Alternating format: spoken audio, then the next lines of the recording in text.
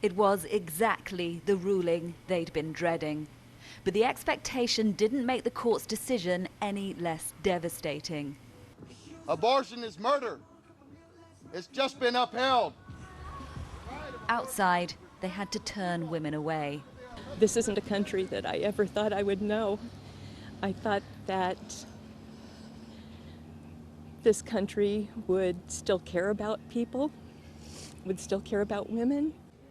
Inside, they had to come to terms with the fact that the care they provided here is now a criminal offence. I don't think there's a waiting period there, but it is about a 5.5-hour drive. And see, it's like having to turn women away, like, that sucks.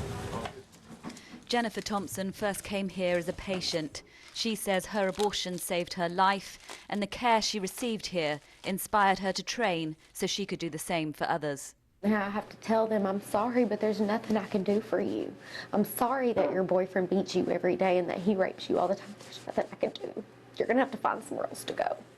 I mean, I can give them information to help them try, but it's heartbreaking, man. Like, you know, this place saved my life, literally. This is how I usually chart. For more than 10 years, Dr. Willie Parker has travelled here from another state because the restrictive laws and the threat of violence or financial ruin has long been too great for local doctors to carry out abortions here themselves. I feel angry in the way that anybody who is deeply vested in human rights should feel angry and outraged and indignant anytime they are witnessing injustice.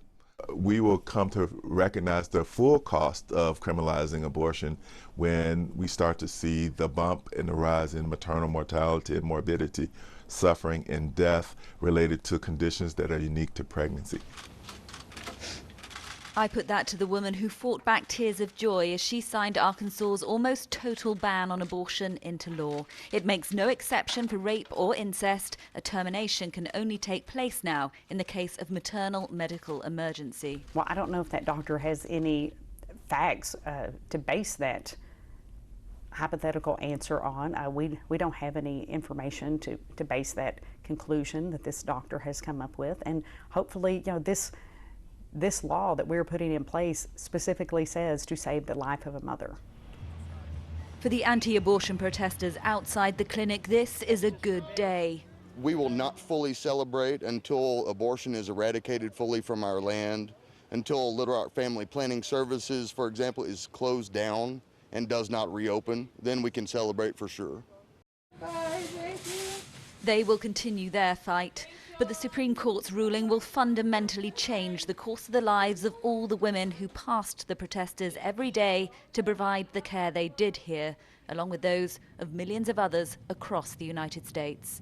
Sophie Long, BBC News, Little Rock, Arkansas.